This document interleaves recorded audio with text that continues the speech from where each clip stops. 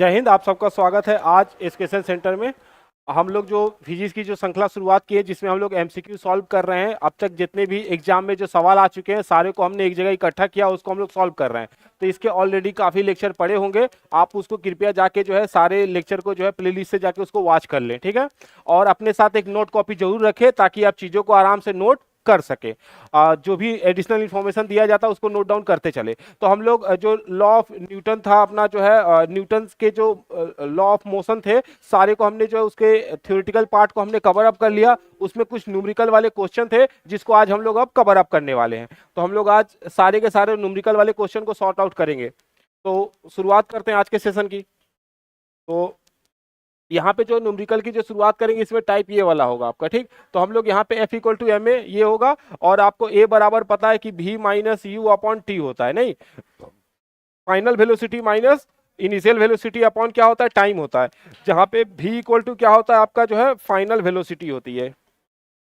V जो है final velocity है और म्यू जो है आपका इनिशियल है, इनिशियल वेलोसिटी होती है, और T आपका जो है टाइम होता है, ठीक है।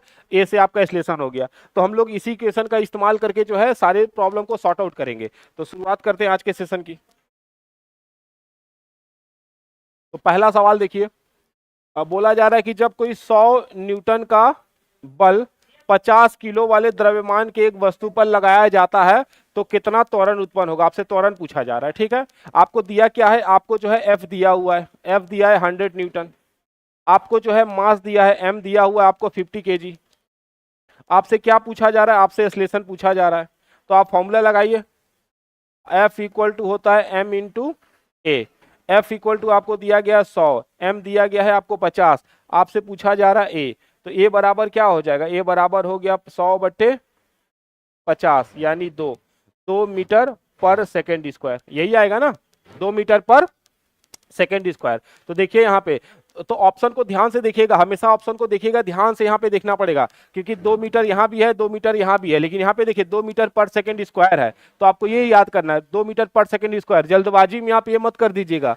2 मीटर और सेकेंड का स्क्वायर ऐसे नहीं करना होगा, पर सेकेंड होता है, ठीक, पर सेकेंड स्क्वायर होता है, तो इसको ध्यान में रखना है यहाँ पे। तो ये हो गया हमारा आंसर, इसका पहले क्वेश्चन का आंसर अपना ये हो जाएगा 2 मीटर पर सेकेंड स्क्वायर हो जाएगा, ठीक है। तो हम लोग इसको ऐसे सॉल्व आउट करेंगे, न्यूमेरिकल ऐसे ही लगाए जाते हैं। चलिए देखते हैं, अपना अगले सवाल की तरफ बढ़ते हैं।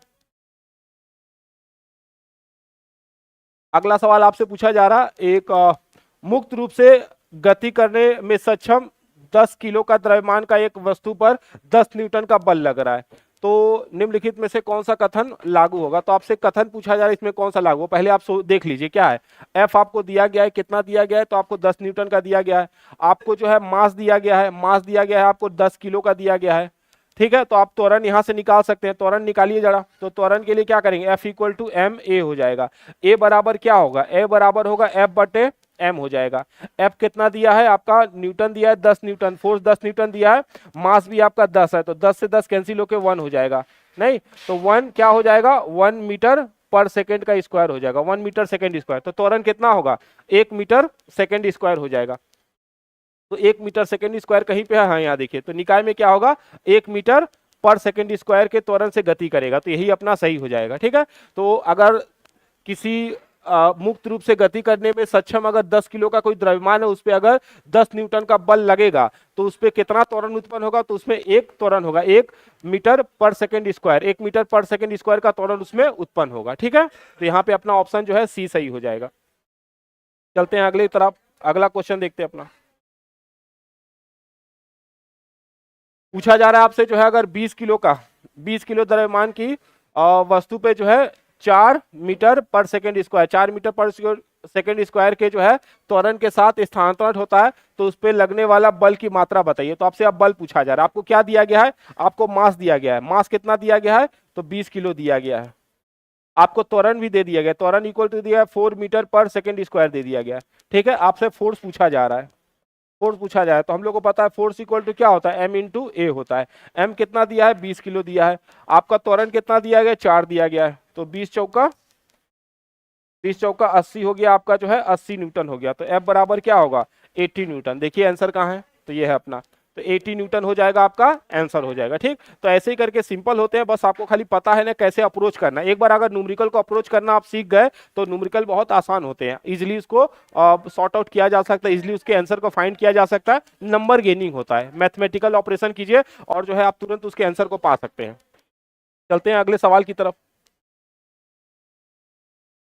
बोला जा रहा है अगर 5 सेकेंड में किसी वस्तु का वेग 5 मीटर पर सेकेंड से बढ़कर जो है 10 मीटर पर सेकेंड हो जाए तो उसका त्वरण निकालना है। तो त्वरण आपसे पूछा जा रहा है, क्या दिया गया है आपको, टाइम दिया गया है 5 सेकेंड, 5 सेकेंड का टाइम दिया गया है। ठीक, आपको वेलोसिटी क्या दिया गया, इनिशियल वेलोसिटी आपको दिया गया है 5 मीटर पर सेकेंड, फाइनल वेलोसिटी कितना दिया गया है 10 मीटर पर सेकेंड दिया गया है। आपसे क्या पूछा जा रहा है, आपसे त्वरण पूछा जा रहा है। तो त्वरण के लिए क्या फॉर्मूला होता है, त्वरण के लिए हम लोग फॉर्मूला जो अप्लाई करते हैं वो होता है आपका a equal to final velocity minus initial velocity अपना टाइम होता है। ठीक, तो यहाँ साफ मान दिया हुआ है, क्योंकि क्या बोल रहा है 5 से लेके 10 हो गया ना, 5 सेकंड के अंदर कितना बदला है वेलोसिटी, 5 मीटर पर सेकंड से 10 मीटर पर सेकंड हो गया। ठीक, तो 10 हो गया, तो 10 क्या करेंगे यहाँ पे, इसको 10 माइनस 5 बट्टे आपका जो है टाइम कितना है 5 है, तो ये क्या हो जाएगा 5/5, ये कितना आ जाएगा 1 आ जाएगा। ठीक है, तो आपका त्वरण कितना हो जाएगा, त्वरण हो जाएगा आपका 1 मीटर पर सेकेंड स्क्वायर, ये हो गया आपका त्वरण। तो 1 मीटर पर सेकेंड प्रति वर्ग सेकंड हो जाएगा, प्रति वर्ग सेकंड हो जाएगा, ये अपना हो जाएगा, ये हो गया आपका 1 मीटर पर सेकंड स्क्वायर, ये होगा हमारा आंसर। तो इसको ऐसे सॉर्ट आउट करते हैं, इसको ऐसे सॉल्व किया जाता है। जो फाइनल वेलोसिटी होगा उससे माइनस कर दीजिए इनिशियल वेलोसिटी को और समय के साथ उसको भाग दे दीजिए, बन जाएगा आपका त्वरण निकल जाएगा। ठीक है, तो इसको ऐसे सॉर्ट आउट किया जाएगा, तो हमारा आंसर निकल के आया 1 मीटर पर सेकंड स्क्वायर। चलते हैं अगले सवाल की तरफ। अगला सवाल पूछता है कि अगर 21 न्यूटन के एक बल को 3 किलोग्राम द्रव्यमान वाली वस्तु पर लगाया जाता है तो उत्पन्न त्वरण बताना है। तो आपको त्वरण पूछा जा रहा है, आपको क्या दिया है, फोर्स दिया है, फोर्स इक्वल टू दिया है 21 न्यूटन दिया है, आपको मास दे दिया गया है 3 किलो, आपको मास दे दिया गया है, आपसे त्वरण पूछा जा रहा है। तो त्वरण कैसे निकालेंगे हम लोग, त्वरण निकालने के लिए आप फॉर्मूला इस्तेमाल कीजिए, एफ इक्वल टू जो है एम ए इस्तेमाल कीजिए, ए इक्वल टू हो जाएगा आपका एफ बट्टे जो है एम हो जाएगा। ठीक है, यहाँ पे है ये एम नीचे चला आएगा। देखिए यहाँ पे क्या क्या दिया आपको, एफ दिया हुआ है 21 न्यूटन दिया गया है, एम दिया गया है आपको 3 दिया गया है, काटिए इसको 7×21, तो ये हो जाएगा आपका 7×21 मीटर पर सेकेंड स्क्वायर हमारा आंसर हो जाएगा। ठीक है, तो त्वरण कितना निकल के आया, तो हमारा निकल के आया 7 मीटर पर सेकेंड स्क्वायर, तो 7 मीटर पर सेकेंड स्क्वायर ये आंसर हो जाएगा हमारा। ठीक है, तो ऐसे करके इसको सॉर्ट आउट करेंगे, बस एक ही फॉर्मूला है F equal to M A. तो यहाँ पे ए निकालने के लिए क्या करेंगे आप जो है ये नीचे चला आएगा, एम एफ के नीचे चला आ जाएगा और वहां पे वैल्यू रख दीजिए, एफ दिया था 21, एम इक्वल टू 3 था, हो गया 7×21। चलते हैं अगले सवाल की तरफ। पूछा जा रहा है यार 10 केजी 10 किलोग्राम द्रव्यमान की वस्तु पर 20 न्यूटन का बल लगाया जाता है तो त्वरण कितना होगा। सिंपल है, वही वाला है, F इक्वल टू कितना दिया है, तो आपका F इक्वल टू 20 न्यूटन दिया गया है, M इक्वल टू दिया गया है आपका 10 किलो दिया गया है। आपसे क्या पूछा जा रहा है, आपसे त्वरण पूछा जा रहा है। तो हम लोग को पता है F equal to M A होता है, यहाँ से A बराबर क्या लिखेंगे, F बट्टे एम लिखेंगे। आपको F कितना दिया गया है, 20 दिया गया है, 20 न्यूटन दिया गया है। आपको मास कितना गया है, 10 दिया गया है, इसको काटिए 2 हो जाएगा, तो 2 मीटर पर सेकेंड स्क्वायर, 2 मीटर पर सेकेंड स्क्वायर हमारा आंसर हो जाएगा। तो हमारा त्वरण कितना आएगा, त्वरण आएगा 2 मीटर पर सेकेंड स्क्वायर। 2 मीटर पर सेकेंड स्क्वायर हमारा क्या होगा, यहाँ पे एग्जैक्ट वैल्यू हो जाएगी एक्सेलरेशन की। तो इसको ऐसे सॉर्ट आउट करेंगे, ऐसे हम लोग सॉल्व करेंगे। पढ़ते हैं अगले सवाल की तरफ। बोल रहा है कि M1 केजी का द्रव्यमान वाले एक लकड़ी के तख्ते पर 5 न्यूटन का बल लगाने पर 10 मीटर पर सेकेंड स्क्वायर के त्वरण से आगे बढ़ता है। ठीक है, फिर बोलता है M2 द्रव्यमान वाला जो है एक अन्य तख्ता समान बल लागू करने पे, बल सेम है पर कितना त्वरण उत्पन्न होता है, 20 मीटर पर सेकेंड का त्वरण उत्पन्न होता है। ठीक है, तो 20 मीटर पर सेकेंड त्वरण से आगे बढ़ता है। यदि दोनों तख्तों को एक दूसरे के साथ बांध दिया जाए तो उस पर सामान्य बल लगाए, तो उस पे और उन पे दोनों को एक साथ बांध दिया जाए और उस पे तो सामान्य बल लगाया जाए, उस पे अगर सेम बल लगाए तो त्वरण कितना होगा। ठीक है, तो क्या पूछ रहा है, आपसे पूछ रहा है क्या हुआ, 2 तख्त दे दिया गया। ठीक, तो आपके पास कोई लकड़ी का कोई टुकड़ा है। ठीक है, इसमें क्या है, एक का द्रव्यमान को M1 दिया गया है, M1 केजी जो है इसका द्रव्यमान है। एक दूसरा वाला तख्त है, जिसका द्रव्यमान है m2 kg। ठीक है, दोनों पे क्या हो रहा है, दोनों पे जो फोर्स काम कर रहा है, फोर्स कितना है, दोनों के लिए फोर्स बराबर रखा गया, दोनों के लिए फोर्स 5 न्यूटन रखा गया, लेकिन त्वरण अलग अलग है। जो m1 के लिए त्वरण कितना दिया गया, m1 के लिए त्वरण दिया गया है 10 मीटर पर सेकेंड स्क्वायर, जबकि आपका जो है ये A1 के लिए, M1 के लिए मतलब A1 हो जाएगा। दूसरे वाले के लिए त्वरण दिया गया है जिसको हम A2 कहेंगे, ये दिया गया है 20 मीटर पर सेकेंड स्क्वायर। ठीक है, अब बोला जा रहा है कि मान लीजिए अगर इस दोनों को हम मिला दें, जैसे को ये M1 है और ये M2 है। ठीक है, इस पे क्या किया, 5 न्यूटन का बल लगाया जा रहा है। 5 न्यूटन का बल लगाने पे कितना त्वरण उत्पन्न हो रहा है, यहाँ पर 10 मीटर पर सेकंड का त्वरण उत्पन्न हो रहा है। जब इस पे 5 न्यूटन का बल लगा रहे हैं तो इस पे कितना त्वरण उत्पन्न हो रहा है, 20 मीटर पर सेकंड स्क्वायर का त्वरण उत्पन्न हो रहा है। अब बोला जा रहा है मान लीजिए अगर इन दोनों को मिला दे, तो हम इन दोनों को मिला दिया जाए और इस पे कितना बल लगाए, सेम बल लगाए, 5 न्यूटन का बल लगाए, तब पूछा जा रहा है, तब बताइए कि कितना त्वरण उत्पन्न होगा। ठीक है, तो कितना त्वरण उत्पन्न होगा आप कैसे निकालेंगे, तो पहले क्या कीजिए, एक एक का निकालिए। तो पहले आप क्या कीजिए, पहले वाले का निकालिए। तो पहले वाले केस में क्या होगा, F इक्वल टू हम जब लिखेंगे यहाँ पे M इंटू ए। ठीक है, तो पहले वाले के लिए क्या होगा, M1 होगा, M1 होगा। अब यहाँ से M1 निकल जाइए, तो पहला वाले के लिए फोर्स कितना है, 5 है, 5 न्यूटन दिया है ना यहाँ पे, 5 न्यूटन का फोर्स है, और बट्टे ए है, ए कितना आ जाएगा अपना, ए कितना दिया गया है, 10 दिया गया है, तो 10 हो जाएगा। तो यहाँ से M1 की वैल्यू कितने निकल के आई, तो M1 निकल के आया आपका 1/2, 1/2 जो है आपका M1 निकल के आया। ठीक है, ये पहले वाले के लिए है, पहले वाले ब्लॉक के लिए। ठीक, अब दूसरे वाले ब्लॉक के लिए देखिए, तो दूसरा वाले ब्लॉक के लिए, दूसरे वाले ब्लॉक के लिए क्या कीजिए, F इक्वल टू लिखिए M2 इंटू ए। ठीक है, तो यहां से M2 बराबर क्या होगा, M2 बराबर होगा F बाई ए। F कितना है, 5 है।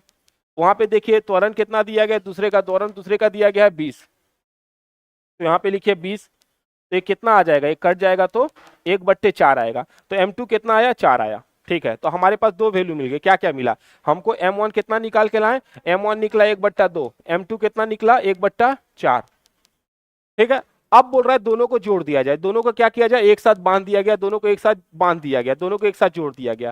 तो दोनों को एक साथ जोड़ दीजिए आप, दोनों को एक साथ जोड़ दीजिए, और उस पर क्या लगेगा, उस पर फोर्स लगाना है। कितना फोर्स लगाना है, उस पर फोर्स जो लगाना है 5 न्यूटन का बल लगाना है। तो आपसे त्वरण पूछा जा रहा है। ठीक, तो हम लोग इतना को अब सॉल्व करते हैं, ये सबको हटाते हैं। अब हटा के क्या किया, दोनों को जोड़ना है, तो हम क्या करते हैं, सबको हटा दीजिए, सबको हटाइए। हमको क्या क्या मिला, हमारे पास क्या आ गया, हमारे पास ये आ गया, हमको ये पता चल गया कि M1 बराबर कितना आया, 1/2, M2 बराबर कितना आया, 1/4। तो पहले आप M1 प्लस M2 निकालिए, तो M1 प्लस M2, तो M1 प्लस M2 निकालिए, क्या होगा 1/2 प्लस 1/4। इसको सॉल्व कीजिए, तो इन दोनों को सॉल्व कीजिए तो क्या होगा, यहाँ पे 4 आ जाएगा, एलसीएम 4 होगा, और ये 2 3, 3/4 हो जाएगा। तो आपको M का यहाँ पे क्या निकलेगा, M1 प्लस M2 कितना आया, 3/4। हमसे क्या पूछा जा रहा है, हमसे बल कितना है, यहाँ पे बल पहले से फिक्स है, बल कितना लेना है, बल हमको लिया है 5 न्यूटन का बल लगेगा। ठीक, और हमारे पास M कितना निकल के आया, M बराबर हो गया M1 प्लस M2, जो कि कितना है 3/4 है। तो हम यहाँ से A निकाल सकते हैं कि नहीं, F इक्वल टू क्या होगा, M इंटू ए हो जाएगा। A बराबर क्या होगा, F/M।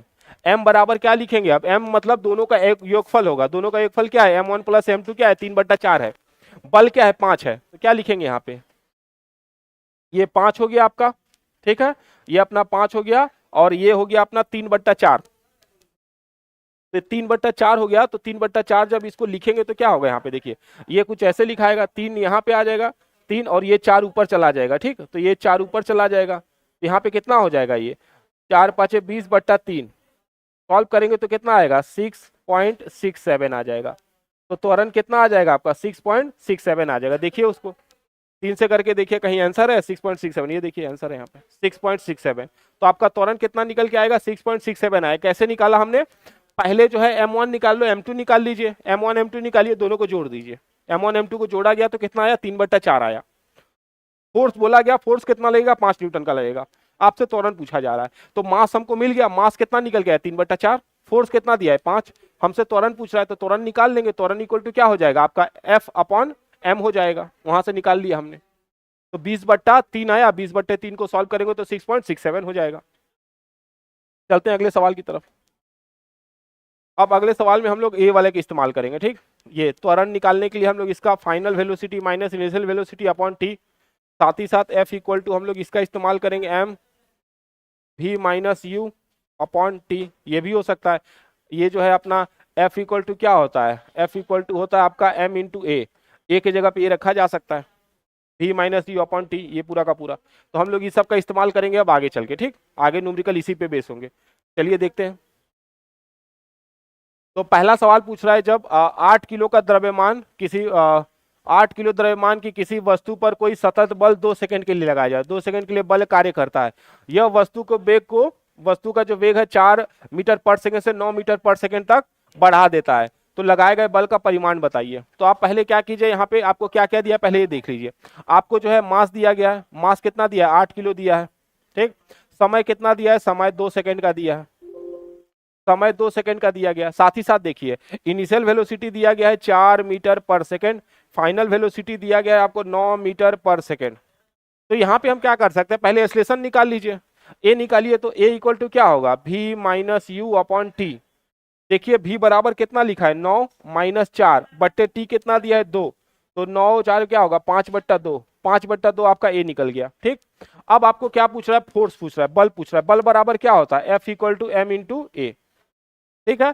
अब देखिए यहाँ पे m और a आपको दिया गया है, तो लिख दीजिए m बराबर कितना था 8, और आपका अभी आपने a निकाला कितना है 5/2।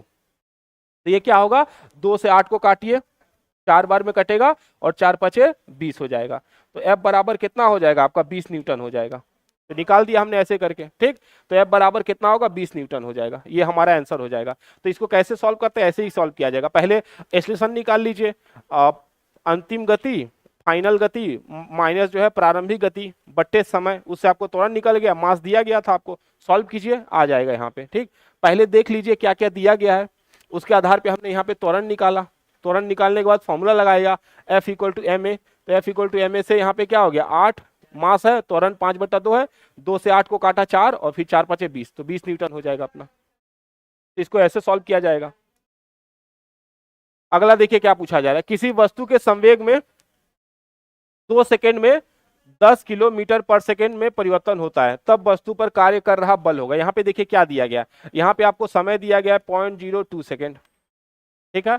आपको यहाँ पे संवेग दे दिया, वो संवेगी तो है 10 kg मीटर पर सेकंड, ये आपको संवेग दे दिया गया, ठीक।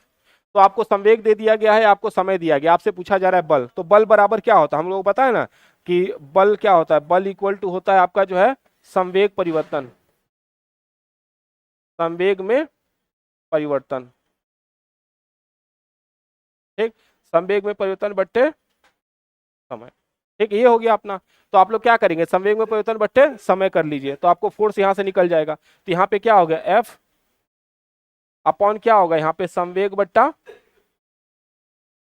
समय होगा। संवेग संवेग बराबर क्या होगा P अपॉन टी, लिखिए P अपॉन टी। तो P अपॉन टी यहाँ पे देखिए, तो P कितना है 10 और समय 0.02, तो यहाँ पे रखिए तो वैल्यू को, संवेग बराबर क्या है 10 है, और सेकंड में कितना आएगा आपका यहाँ पे 0.02 हो जाएगा। सॉल्व कीजिए इसको। तो इसको देखिए, तो जरा इसको हम अगर दशमलव को हटाना चाहे तो क्या करें, तो दशमलव के लिए 1 लिखिए और फिर 2 को सुनना, तो यहाँ पे क्या कीजिए 100 कीजिए इसको, बट्टे 2 होगा। तो ये क्या हो जाएगा, ये 1000 होगा, 1000/2, 1000/2 मतलब 500, तो 500 निकल गया, तो 500 न्यूटन हो जाएगा। देखा है कहीं है 500, ये देखिए 500, तो 500 न्यूटन इसका आंसर हो जाएगा।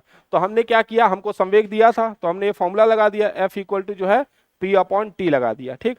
P हमको यहाँ पे दिया था 10, समय हमको दिया था 0.02, हमने क्या किया इसको हटा दिया, तो ये हो गया अपना 100, जीरो को दशमलव के बाद 2 जीरो है तो यहाँ 2 जीरो लिख दिया, बट्टे आपका आ गया 2। अब इसको कीजिए 1000, 1000 बट्टा क्या होगा, ये 1000/2, तो कितना आ जाएगा 500, 500 न्यूटन हमारा आंसर निकला है। तो ऐसे करके निकाला जाता है, ठीक। तो ये ऐसे करके सॉल्व होगा। चलते हैं, होप आप समझ पा रहे होंगे, आसान है, बस एक बार आप करेंगे तो आप समझ पाएंगे आसानी से इसको, बस एक बार समझने का देर है कि आप इसको कैसे सॉर्ट आउट कर रहे हैं, कैसे आप देख रहे हैं उसको, क्या दिया गया आप उसको कैसे पढ़ रहे हैं। आप यूनिट से पकड़िए, यहाँ पे यूनिट देख रहे हैं, आपको पता है कि हमारा जो संवेग होता है m इंटू वी होता है, m का मात्रा क्या होता है kg, और मीटर का आपका जो v का क्या होता है मीटर पर सेकेंड होता है। यहाँ पे वही तो लिखा गया है kg मीटर पर सेकेंड, तो आप इसको देख के पकड़ पाते नहीं, उसको देखेंगे तो आपको पकड़ा जाएगा वो क्या दिया है, वो संवेग दिया गया था। चलिए अगला सवाल देखते हैं। चंद्रमा की सतह पे एक लड़के का भार 300 न्यूटन है, पृथ्वी की सतह पर उस लड़के का भार क्या होगा। तो हमको पता है भार बदलेगा, भार हमेशा बदलता है, भार जो है एक ऐसी राशि है जो बदलता रहता है, m इंटू जी पे निर्भर करता है, ठीक, और ये हमेशा बदलता रहता है। इसका मात्रक क्या होता है, न्यूटन में इसको मापते हैं हम लोग, ये कांस्टेंट नहीं होता, ये हमेशा बदलते ही रहता है, भार हमेशा बदलेगा, भार हमेशा चेंज होगा। तो भार एक तरह का क्या होता है, जो भार होता है एक तरह का क्या होता है, ये भी एक तरह का बल होता है, ठीक।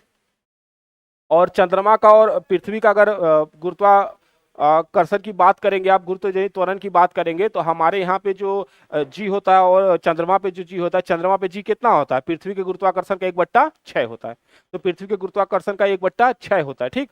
1/6 टाइम होता है आपका कौन, चंद्रमा पे ग्रेविटी होती है।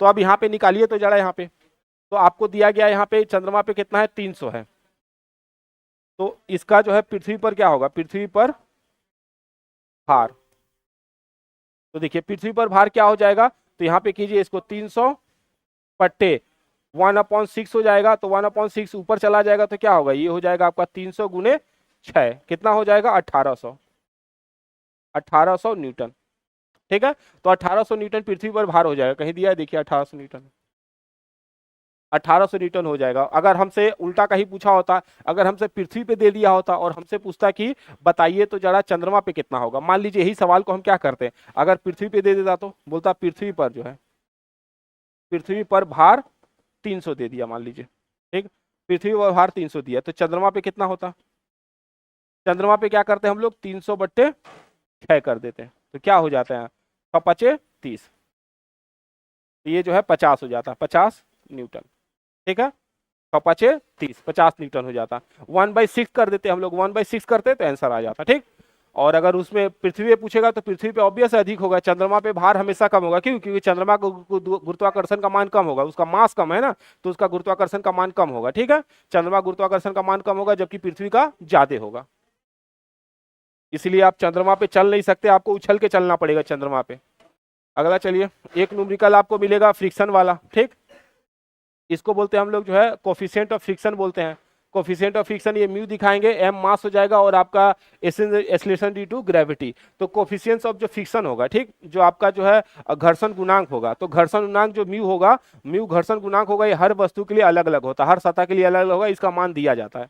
तो यहाँ पे हम देखते हैं घर्षण भी एक तरह का क्या है, फोर्स है, तो देखते हैं इस पे सवाल कैसे लगते हैं। बोल रहा है 5 kg की वस्तु, 5 kg की वस्तु 0.2 घर्षण गुणांक वाली सतह पर रखी है, तो वस्तु पर कार्य करने वाले घर्षण बल का मान बताइए। तो हम लोग को क्या पता है, घर्षण बल का मान पूछा गया है, क्या क्या दिया है यहाँ पे, यदि आरोपित बल क्या हो 10 न्यूटन का हो, ठीक, दूसरा क्या बोल रहा है, यदि आरोपित बल जो है 15 न्यूटन का हो।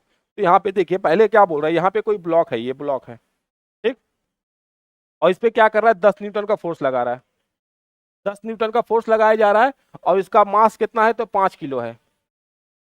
तो पहले आपको क्या निकालना पड़ेगा, 5 किलो है, जी हमको पहले से पता, देखिए जी हमको तो यहाँ पे पहले से फिक्स होता है, जी हम लोग क्या लेंगे, जी इक्वल टू 10 लेंगे, 10 मीटर पर सेकेंड स्क्वायर लेंगे।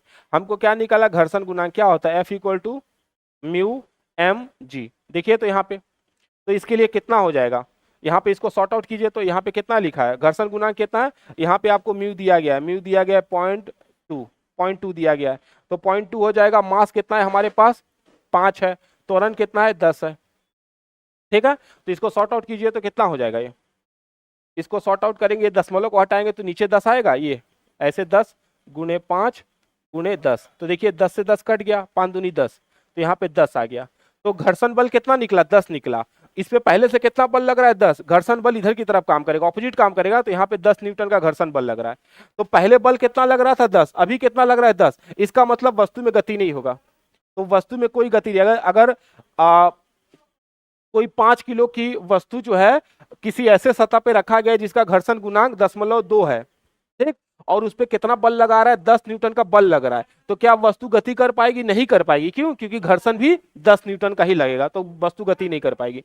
अब दूसरा वाला केस लेते हैं, अब बल 12 हो गया, अब देखिए यहाँ पे ये सतह है, इस पे कितना न्यूटन का बल लगा रहा है, तो अब 12 न्यूटन का बल लग रहा है, अब बल की मात्रा बढ़ गई है, अब बल कितना लगा रहे हैं 12 न्यूटन का लगा रहे हैं, कितना है 5 किलो है, 5 किलो है, जी बराबर कितना रखना है 10 ही रखना है, 10 मीटर पर सेकेंड स्क्वायर, म्यू बराबर कितना रखना है वही 0.02। अब देखिए यहाँ पे बल निकालिए तो घर्षण वाला क्या होगा, F equal to mu, F equal to जो है म्यू एम जी। म्यू बराबर क्या होगा 0.2, एम इंटू मतलब ये आपका 5 इंटू 10। तो यहाँ पे क्या निकल के आया, अभी तो निकाला हमने, ये कितना निकल के आएगा 10 आएगा, 10 न्यूटन लेके आएगा। तो देखिए इसमें कितना बल लग रहा है, आरोपित बल कितना है 10 न्यूटन, और घर्षण बल कितना है, आरोपित बल 12 न्यूटन का और घर्षण बल कितना है 10। तो इससे क्या पता चल रहा है, यह आरोपित बल ज्यादा हो गया और घर्षण बल कम हो गया, मतलब वस्तु इस दिशा में गति करेगी। तो वस्तु जो है आरोपित बल की दिशा में गति करेगी, और कितना से गति करेगी 2 न्यूटन। ठीक, 2 न्यूटन, 10 में से 12 में से 10 को घटाइए 2 न्यूटन, तो 2 न्यूटन बल अधिक है, तो मतलब ये किसकी तरफ गति करेगी, इधर की तरफ गति करेगी। ठीक, इधर की तरफ गति करेगी। किस किस बल से गति करेगी, तो 2 न्यूटन के बल से गति करेगी। ठीक है, तो ऐसे करके इसको सॉल्व किया जाता है। आपको देखना पड़ेगा क्या दिया है, पहले सवाल को पढ़िए, सवाल को पढ़िए, देखिए क्या दिया है उसमें, और उसके आधार पर आप इसको सॉल्व कीजिए। द्रव्यमान दिया है, घर्षण गुणांक दिया है, जी आपको पता है 10 लेना है, सुविधा के अनुसार 10 ले लीजिए उसको। तो देखिए उसमें घर्षण गुणांक, घर्षण की मात्रा कितना निकल के आ रही है, घर्षण बल कितना निकल रहा है। घर्षण बल जब निकल जाए तो देखिए उस पर कितना बल लगाया जा रहा है। अगर घर्षण बल और आरोपित बल का मान बराबर है, वस्तु स्थिर रहेगी।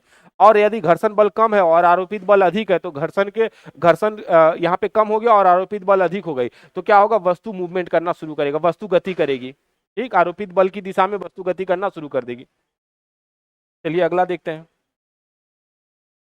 चलिए, कोई रॉकेट है बोल रहा है, कोई रॉकेट है 20 मीटर प्रति सेकंड के स्थिर गति के साथ जो है ऊर्ध्वाधर रूप से ऊपर की ओर यात्रा करता है, ऊपर की ओर लॉन्च किया गया। ठीक है, फिर बोल रहा है ये क्या दिया है, 35 सेकंड यात्रा करने के बाद, 35 सेकंड यात्रा किया और रॉकेट में समस्या उत्पन्न हो जाती है और उसकी ईंधन आपूर्ति रुक जाती है। इसके बाद रॉकेट एक मुक्त निकाय की भांति जो यात्रा करता है, इसके द्वारा प्राप्त की गई ऊंचाई। देखिए क्या बोल रहा है यहाँ पे, आपको क्या इनिशियल वेलोसिटी दिया गया, पहले इसको समझिए, ये क्या है, यू है यहाँ पर 20 मीटर पर सेकेंड। ये आपको टाइम दे दिया गया, यहाँ पे टाइम दिया गया है 35 सेकेंड। ये आपको दो चीज दिया गया है। ठीक है, आपसे पूछा जा रहा है कि 35 सेकंड आपको टाइम दिया, 35 सेकंड बाद क्या हो रहा है, ईंधन का उस खत्म हो रहा है, कोई समस्या आ रही है, कुछ भी हो रहा होगा, खत्म हो गया। ठीक, रॉकेट जो है काम करना बंद कर दिया, ईंधन समाप्त हो जा रहा है, चाहे कुछ भी हो गया हो। अब बोल रहा है कि ऐसा तो है नहीं कि जैसे ईंधन खत्म हो जाएगा या कोई समस्या आएगा तो रॉकेट तुरंत वहीं बंद हो जाएगा और खत्म नीचे आ जाएगा, ऐसा नहीं होगा। क्योंकि वो गतिशील अवस्था में है, तो गति के जड़त्व के कारण क्या होगा, और भी आगे मूव करेगा। वो भले उसकी गति थोड़ी स्लो हो जाएगी, लेकिन वो आगे मूव करेगा। तो आगे मूव करेगा, कुछ ऊंचाई तक जाएगा। तो हम लोग को वही पता करना है कि खराब होने के बाद भी कितना ऊंचाई तक वो चला गया। ठीक, कितना ऊंचाई तक और जा सकता था वो। तो हम लोग कैसे इसको निकालेंगे, तो पहले आप ये देखिए कि जब तक रॉकेट चल रहा था, ठीक, जब तक उसमें ईंधन थी, कोई समस्या नहीं थी, तब तक उसने कितनी दूरी तय की। ठीक, तब तक उसने कितनी दूरी की। तो आपको एक चीज तो बहुत सिंपल पता है कि हम लोग ये लिख सकते हैं, वेग बराबर क्या होता है,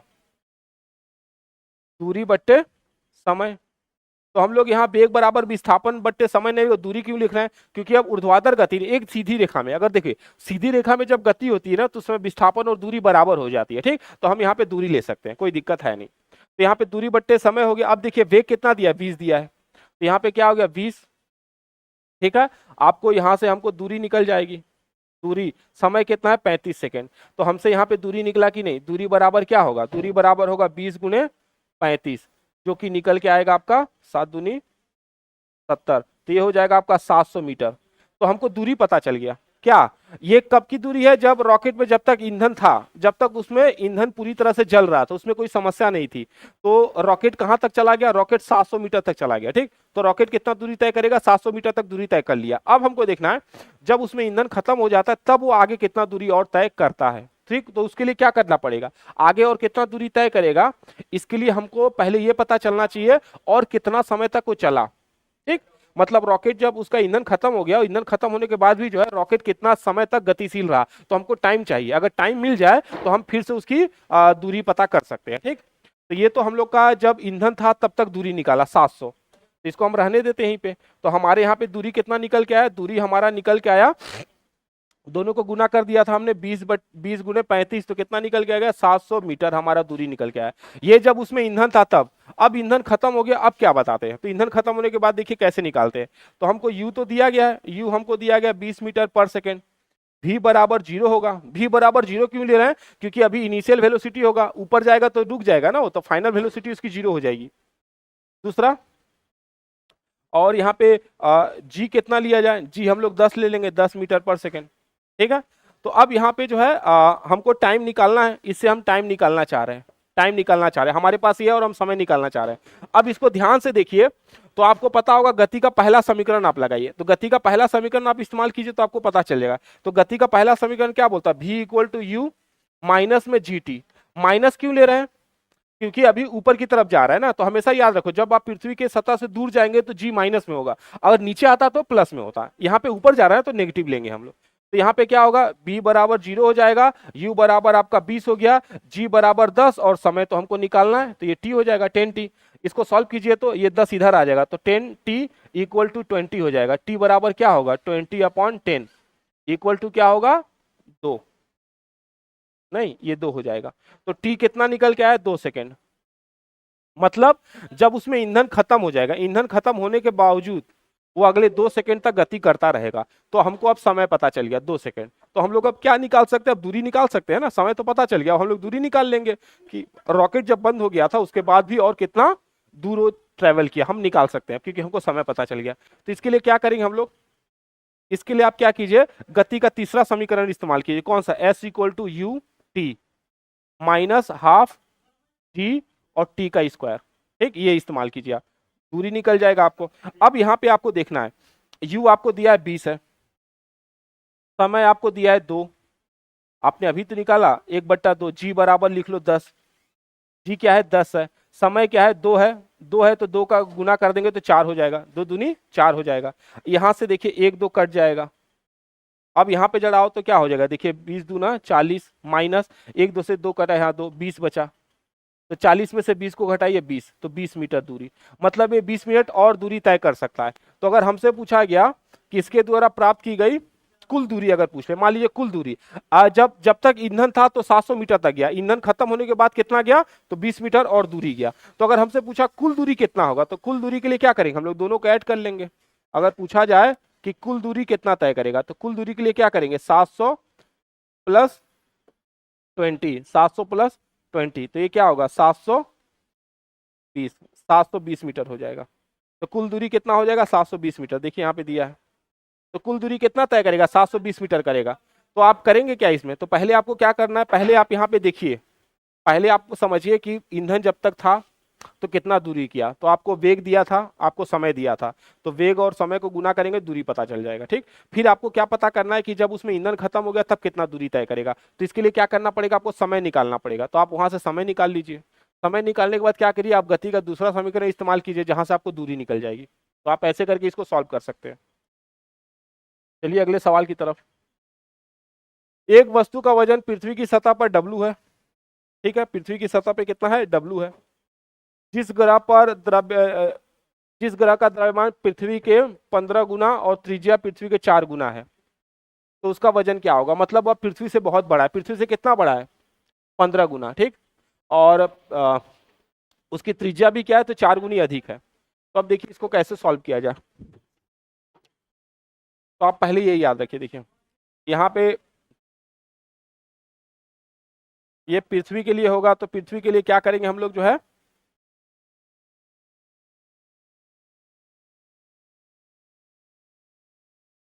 देखिए तो पृथ्वी के लिए होता आपका जो आपका पृथ्वी के लिए जो है, पृथ्वी के लिए जो W होगा वो आपका होगा जी एम बट्टे आर का स्क्वायर।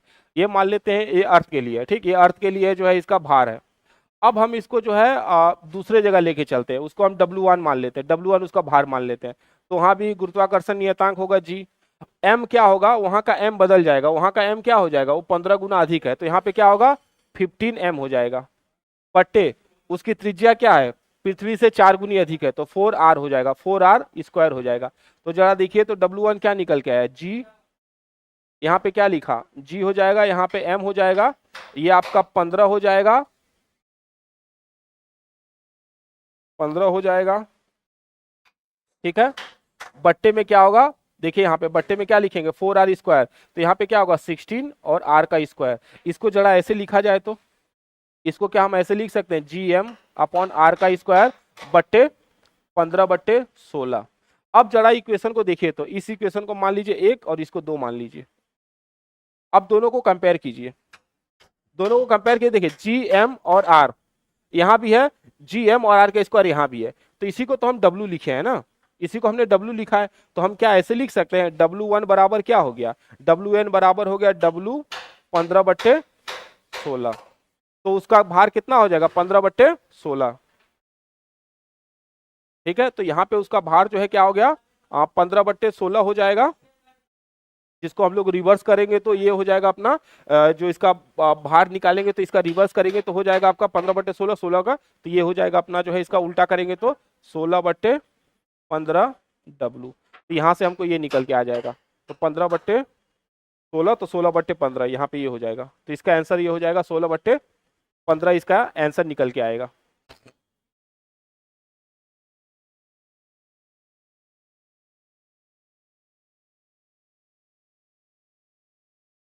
ठीक है, तो 16/15 इसका जो है आंसर निकल के आएगा, जब उसका हम लोग कंपेयर करेंगे किससे, पृथ्वी के जो है भार से।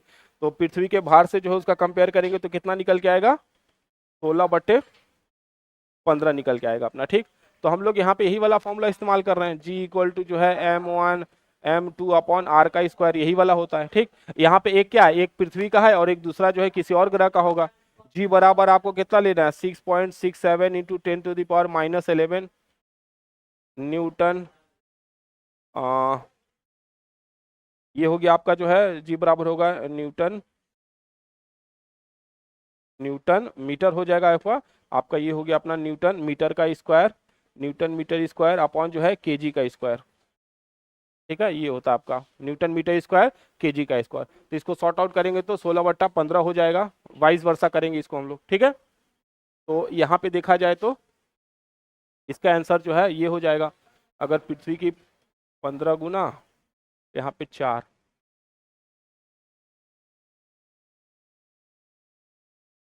तो अगर यहाँ पे इसको किया जाता तो मान लीजिए W था अपना, W बराबर था GM/R का स्क्वायर, W1 बराबर लेते हम लोग, इसको रखते GM के जगह पे रखते हम लोग, क्या करते यहाँ पे 15M हो जाता है, ये R के जगह पे क्या करते हैं, R के जगह पे यहाँ पे क्या हो जाएगा 4R का स्क्वायर, ये हो जाएगा हमारा G 15M 16R का स्क्वायर, ये हो जाएगा GM/R का स्क्वायर 15/16।